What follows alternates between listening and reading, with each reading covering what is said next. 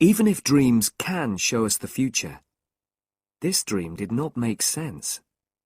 Must I never pass a lorry on a clear road? Can a dream show us the future and give us the opportunity of changing it? It is hard to believe. If we can see the future in a dream, then surely the future already exists. If it does, then we are not free to act in the ways we wish to. We are not responsible for our own lives. Before I tell you the dream, I must explain a little about the context. It was the summer of 4 years ago, and I was driving my family back from Italy through the south of France. My son had not yet learned to drive. My daughter was too young, and my wife doesn't drive at all. I had been at the wheel for the best part of 3 weeks.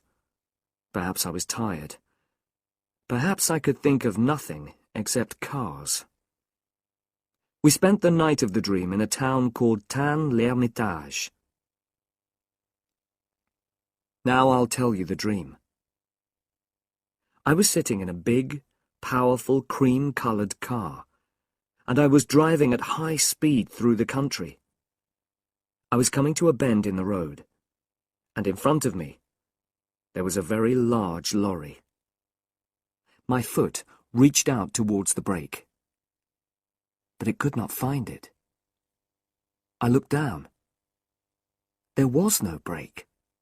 Worse, my hands held empty air. There was no wheel for them to hold. There were no controls of any kind. Already, we were almost into the back of the lorry. I shouted in fear. Then I heard a calm voice coming from my left, and I turned my head. A stranger was sitting there. He was a cheerful man of about 40. He was wearing an expensive shirt, and on his head he had a red hat. I couldn't understand what he said. He spoke very quickly in French, and my own French is not very good. I didn't, in fact, care what he said. My eyes were on his clean, fat hands, which were holding the wheel. This car had its wheel on the left. He, not I, was in control.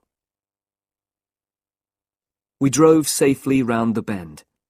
He turned the wheel slightly to place the car in the middle of the road. He was going to pass the lorry. The road stretched straight ahead. It was bright in the sunlight, and it was quite empty. Only one other person was in sight. A woman was sitting outside a small house with white walls, and this house was almost exactly ahead of us.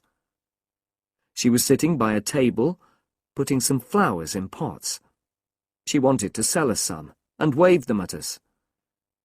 This sight, for some reason, filled me with a terrible fear. The flowers made me think of death, and our final resting place.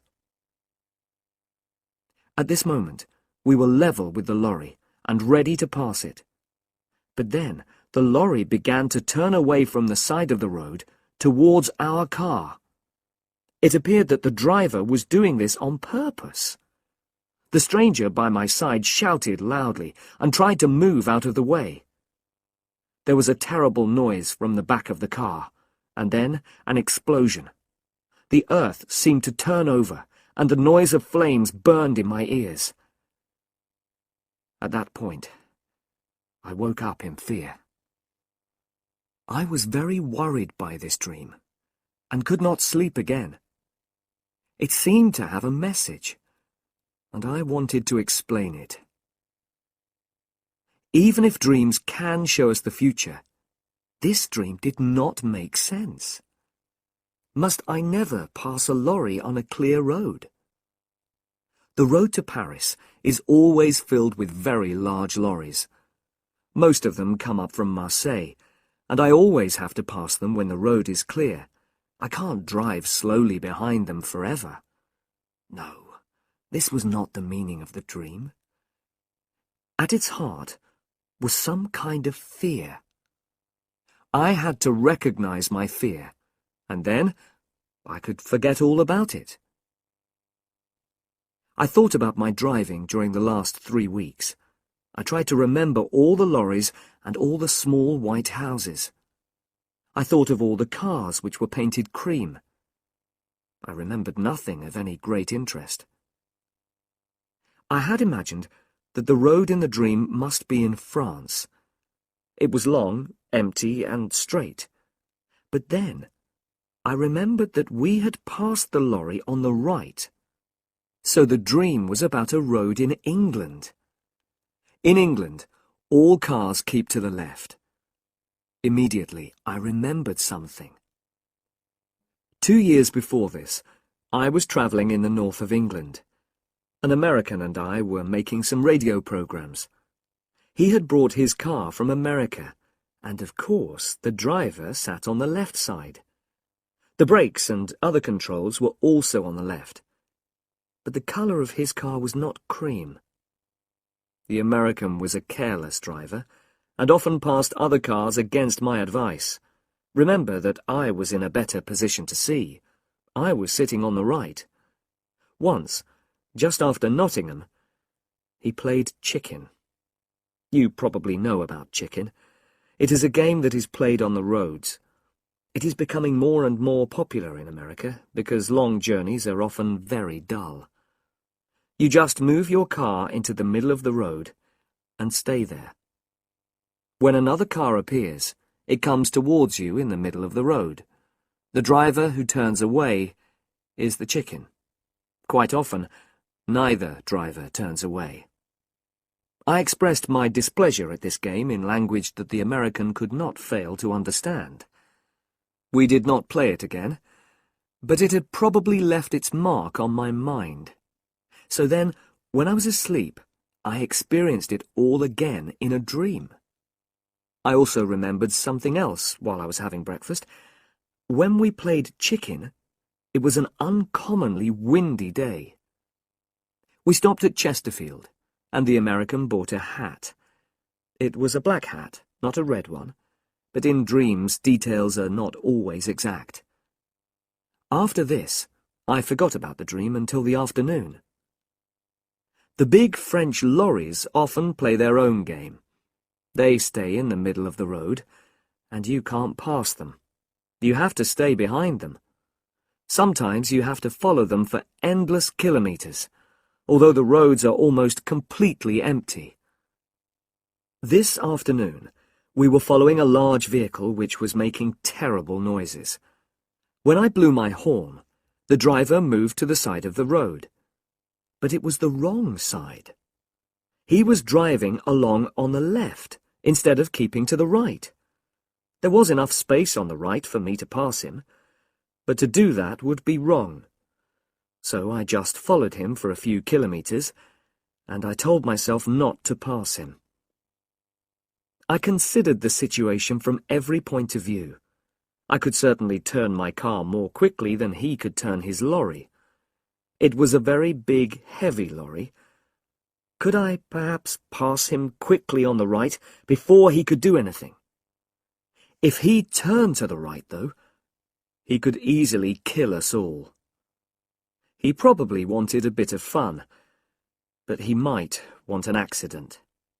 If he killed us, nobody would say it was his fault. The law would be on his side.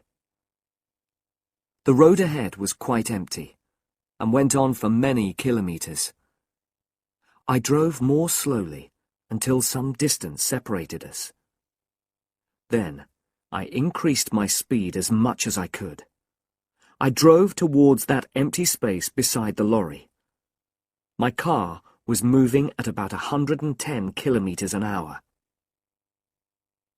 The front of my car was almost level with the back of the lorry. Then I saw something that knocked the breath out of my body. On the grass, beside the road, a woman was sitting outside a small white house with a table of flowers. For the first time in my life, I changed my mind while I was preparing to pass another vehicle. My foot went down hard on the brake. The car rocked from side to side. From behind me, I heard the sound of a horn. Another car was following us at a high speed. I knew its colour before I saw it. It was cream. I pressed hard on the brake and turned the wheel slightly. I was just able to move in behind the lorry without touching it. The other car passed us, and the driver blew his horn wildly. It reached the lorry, and then the lorry turned towards it. For a moment, I thought that the car was going to pass the lorry safely. It was moving very fast. Then the front of the lorry just touched the back of the car. It was only a light touch, but it knocked the car towards the side of the road, and the woman at the table. The driver of that car knew exactly what to do. With the greatest skill, he turned it back into the middle of the road. His control was wonderful, much better than mine. He waved angrily at the lorry driver and drove quickly away in a cloud of dust. He was soon out of sight. We stayed that night in Fontainebleau. A big car was standing outside the hotel, and the back showed signs of damage to the paintwork. It was a cream car, and so I looked for the driver. He was not wearing a red hat or an expensive shirt. He was a young man from Paris, not like the driver in my dream. He spoke good English, so I asked him if he would like the number of that lorry. I had noticed it, and I was happy to give it to him. But he only laughed. The law won't help you if you pass on the wrong side of the road. To him, the whole thing had been a game. "It tests your skill," he said. "If the car is powerful enough, you can do it. But you couldn't do it. Not in your car." I didn't tell him about my dream, my reason for not passing the lorry. There was no time. He was in a hurry and wanted to reach Paris quickly. It made me think, though. I don't really believe in dreams, of course, but some things saved us all from a terrible death.